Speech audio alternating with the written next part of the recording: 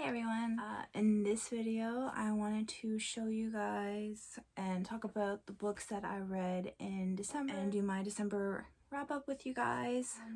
This was actually a really good reading month, which was nice. I didn't think I'd get as much reading done as I did, but let's just get into it because I have read 14 books so far this month, so let's just jump right into it. So I guess I'm just gonna go in order of when I finished them. So the first book that I finished in December was The Wife Upstairs. I really liked that book. It kept my interest to keep wanting to know what was going on. It seemed really predictable, but then the twist at the end, I wasn't expecting it. Like, you knew there was going to be a twist, and I honestly thought I had it pretty well mapped out and pegged out what was gonna happen, but yeah, so I think the ending kind of like brought it back up a little bit for me as well, so I gave that 3.5 stars. Yeah, it's kind of like a mystery within a mystery. Like, there's like a couple things going on and you just want to know the answers to multiple things. So I also read The Dry, also good. I gave that one 3.5 stars as well. This is the second book I believe I've read by this author, and they were very similar, maybe even the third, and they were very similar. This one was probably my favorite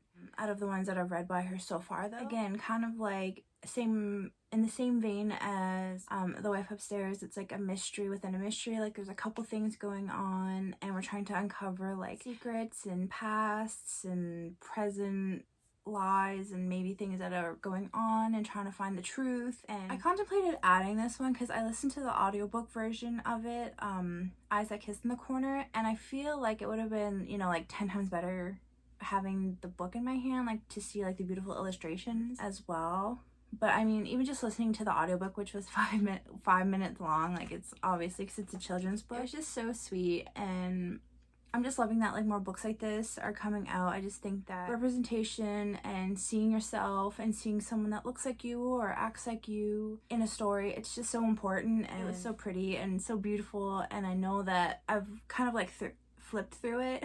I've kind of flipped through it at bookstores when I've gone there to look at it, and it's just so pretty. Oh, it's just so cute. So I gave that 5 stars if I didn't already say that. Okay, and now the first physical book that I read was Heartstopper, the first volume, and I loved it. This is an easy 5-star read. Like, just everything about it was amazing. It's adorable, heartwarming, sweet, cute. Gives your like heart the flutteries. Like, it's just adorable and so cute and so sweet. And if you just want to have like a really good time and smile, I would definitely give this a go. Oh, I haven't really been saying what they're about. So The Wife Upstairs is about a man who is married to a woman who has her own business, and she goes missing and no one knows where she's at because she was last known to be on a boat with a friend of hers, and the friend turned up dead, and they assume that she's dead as well, but they just haven't found her body. And then he starts seeing another woman, and they actually find out that the wife is locked upstairs and not dead. So we kind of unravel the mystery of like, why is the wife locked upstairs? And yeah, it's really good. The Dry is about a boy who lived in a very small town, and there was some drama when he was a teenager that went down. One of his friends were found dead, and she had a piece of paper with his last name written on it in her pocket, so like everyone kind of like assumed that they were together, and or he was the one who killed her, and because it was just a small town that got ran out, he had never went back. But his best friend from back in the day, who he had lost touch with, ends up murdering his whole family. And he goes back for the funeral, and then it's kind of just like, you know, why would he do that? Like, he'd never seemed like the type of guy, or was he that type of guy? And then we kind of unravel both of those mysteries. So that was a really well written and done book as well. So that was really intriguing. Eyes That Kiss in the Corner is about a young Asian girl. I think she's like 5, 6, 7, 8, like super young, and she's talking about like her beautiful eye shape, like the almond eye shape, and how it's like beautiful like her mother's. And oh yeah, it's just really sweet and super cute, and I definitely do want to own it. It's just so cute. And then this book is about 2 boys. One is gay, one is not, and they form a friendship, and then it kind of seems like maybe the boy who is not gay is developing maybe feelings for this boy, so we just kind of follow like their friendship and kind of what's happening. So cute. Alright, so the next book that I read was also another physical book. This to like 4.5 stars even. I read this pretty quick. Like, for me, I'm not a super fast reader, but I really enjoyed this. I've never read it before. I had never tried to read it. Like, I know probably a lot of people read this when they were like teenagers, but I mean, better late than never. Really enjoyed this book, and I'm excited to read the second one. I have the second one right now from the library, and I'm super excited to jump back in it and continue on with the story. And this one is about an assassin who is at like a hard labor prison, and the king, which is the person who actually put her in there in the first place, is holding a competition for a champion to basically be his hired assassin. So people are trying to find like the best of the best competitors, and the king's son actually comes and frees her out of the prison, and that is his champion to see if he can be the person who brought the ultimate champion to his dad, or to the king. So, and then we follow basically what happens there. Yeah, a lot of great dynamics, and I really enjoyed it. And there used to be magic, but now there's not. So magic is outlawed, so there's kind of like bit of magical elements mentioned in it and stuff. And yeah, so my next read was another audiobook, and it was Ace of Spades. I gave this one a 4.5 star rating on Goodreads, just because I can really appreciate that it was an amazing book. It was really, really well written. I loved it. I enjoyed the characters a lot. I definitely want to read more by her for sure. So okay, and the next book that I listened to was November 9. This was my first kind of like dabble into a romance novel. I gave it 3 stars, but I think that that's just because I don't know if I personally like reading romance. I really tore through it. I listened to it really, really fast, but like it blew me away. Like, I did not see any of that coming. Wow. Yeah, if you do really like romance novels, wow, give that one a go. You know what, forget. I'm gonna give it a 4 star, like 4 or 4.5 star, because I did really enjoy it, but I just don't know if romance is for me. Like, will I read more? I don't know, you know? So that was me trying something out. I didn't say what Ace of Spades is about. It's about 2 black students who go to a all-white private academy, and they start getting targeted in their last year. I don't know why or who's behind it or what's going on, and just a lot of weird things start happening around them. So that's really all I want to say about that. I feel like the less that you know going in, probably the better. November 9 is about these people who meet up on November 9th. This boy, Ben, helps this girl out of a sticky situation with her dad when he's being kind of a jerk, and he pretends to be her boyfriend on November 9th. And they somehow decide to meet up every year on November 9th, and that's it. Like, they block each other on like Facebook. They don't give each other like numbers and stuff like that, and they have to meet each other every year for like 4 years, because I forget the girl's name in the book, but she has like a rule that can't fall in love with someone before you're 23, because you don't know yourself before you're 23 or something like that, because she's moving away. Like, you know, of course you meet like the perfect guy when you're moving away. Like, and the next book that I finished was a physical book, Under the Whispering Door. I don't know why I always want to say something else. I gave it 4 stars, which might be kind of generous. It's probably more even like a 3 stars for me. I absolutely love, I always say this wrong. I feel like I always say it wrong. House in the Cerulean Sea. If I said it wrong, I'm not going to edit it out. You'll get to listen to me be stupid. But this book did not really give what that book gave. Like, it was like the same kind of concept, like really almost like the same layout really. And I wanted to love this book, but this one I just really had a hard time believing, because love interests were like this really awesome bubbly guy and then a really cynical bummer of a guy, and he didn't really change enough for me to be like, oh, you're likable. I was just like, why would like someone who's super nice and super cool like someone like you? I don't know. That was like me throughout the whole book. So yeah. So this book is about a man. He dies and he is brought to a ferryman.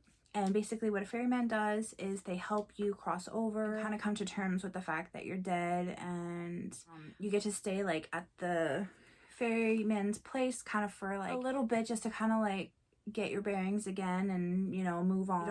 No one knows what's on the other side of the door, but then he does not want to go across the door, but then he's given one last week to try and live the life that he could have lived, and he kind of has like a crush on the ferryman. You know when you have an argument with yourself and you're just kind of like, if I did this, it would go really good because of this. But then again, like if this were to happen, then it really wouldn't work out well. But like if that were to happen, then it would be good. And wait, and you kind of go like back and forth and in a complete circle, just like getting nowhere.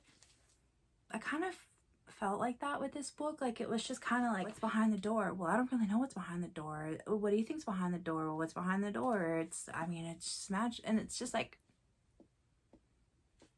I don't know. So if you like books like that kind of drove me crazy a little bit. But I still enjoyed it. I read it like fairly quick for me. I think I read it in like 8 days, which is, for me, that's good.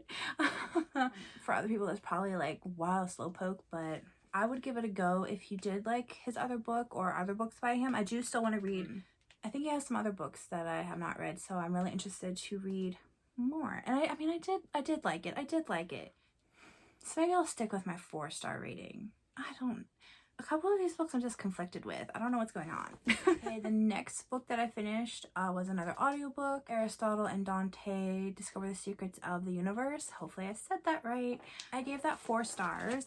What that book reminded me of was kind of like if you've ever read Normal People or Conversations with Friends by Sally Rooney. Basically that, but instead of like adults, it's kind of like teenagers trying to find themselves, but it's kind of like the same concept where it's like a snippet of their life. Like you almost just like, you get to have like a bird's eye view of a couple years of these people's lives, and it's just like very real. Like it just feels very real. Dante is gay and he befriends Aristotle. Dante has a crush on Aristotle, but Aristotle doesn't know if he feels that way or if he likes girls or what's going on. So yeah, and also they're Mexican. Like I love all these books with like so many like different representations. Like I absolutely love learning about different cultures and languages and, you know, just all these different things. Like I absolutely love it, and just like, you know, people who are different than me, because it's just like, it's so fun. Like it's such a good time and a wild ride. I mean, it can be educational, but it can also just be like fun, and I've always liked other cultures and stuff like that. So. Fun book. I mean, it's not really about them being Mexican, but I'm just, yeah. So the next book that I read was a physical book, graphic novel, Something is Killing the Children. I gave this 3 stars. I think I would have enjoyed this a lot more if I had never watched the show Stranger Things or read the other graphic novel series, The Paper Girls, because it was literally basically those 2 things wrapped into this. I mean, it's like a creature feature. It gave me major Stranger Things vibes, and I mean, that's fine, but I don't know. It didn't really bring anything new to the table for me. I just saw a couple of people on Instagram saying it was cool and it was available at my library. So I gave it a whirl, and I mean, my gosh, it took like 30 minutes to read it. So I'm not mad or whatever that I read it, but for me, I don't think it's a series, and I don't see me really going for the next one. I don't know. The next book I finished was another audiobook, The Family Upstairs. I gave it 4 stars, but it's probably even more like 3.5. It has like cultish vibes, and I've read other books with like cults in it, and they did it a bit better for me than this book. I mean, it definitely kept my interest. It's like about a girl who was adopted, and she couldn't know anything about her family until she was 23, and then she ends up inheriting a beautiful house, but she finds out that it's a house where like a suicide pact took place. So then she starts kind of like delving into what happened there. So it's got like its really cool elements, and it's got flashbacks and dual narration. Yeah, I mean, it was fun. It was a fun read, and I did find myself very interested. The next book I read was physical book, Heartstopper Volume 2. When I finished the first one, I put this one directly on hold, so I got this like fairly quick. There's no other holds on it, so I was super happy. Branches right off, like where that one left off, it's just like turn the page, like if it was just a complete continuation, you know, or if just like, you know, okay, he's openly gay and he is not, like, is he starting to have feelings for him, is he not, are they just friends? I absolutely loved it. I think I loved this one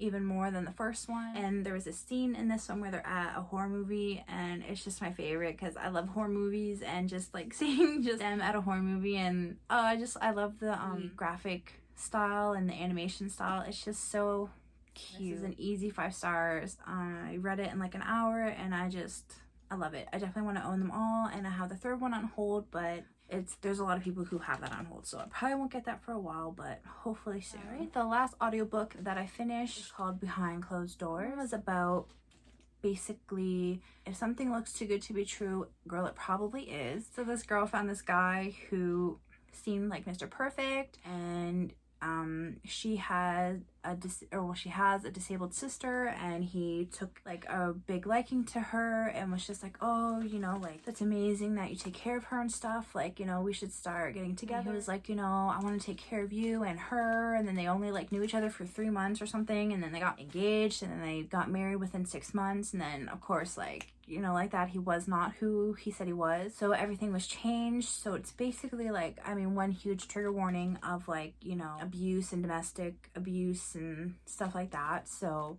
it was really good. Like, if this was like a horror movie or a thriller movie, this would be really, really good. Kind of gives me vibes of like the movie Enough with Jennifer Lopez. Ever seen that movie? That's a really good movie. If you have not, it's worth it. Like, they're not really similar, but that's just kind of like the vibes that it gives me. Yeah, I absolutely loved the ending. Builds and builds on the dread and stuff like that. Like, and it just does it really well, and it just seems so like realistic, and like that could really happen, and it's terrifying. Okay, now my last book. Okay, I'm filming this on December 30th at 1:30 in the morning. Okay, I definitely will have this finished between tonight and tomorrow for sure. So I haven't finished it yet, but I will, so I want to add it into this House of Hollow, and I'm so close to being done. Like, I wish I was done for you guys so I could tell you. I mean, I have like 50 pages left. I did want to finish reading this before I filmed it, but I really want to bring my other library books back to the library, so that's kind of why I didn't wait like the extra 2 days to film. But it's honestly right now out of 5 stars, and I mean, I feel like the worst that could happen is a 4-star at this point. So freaking good.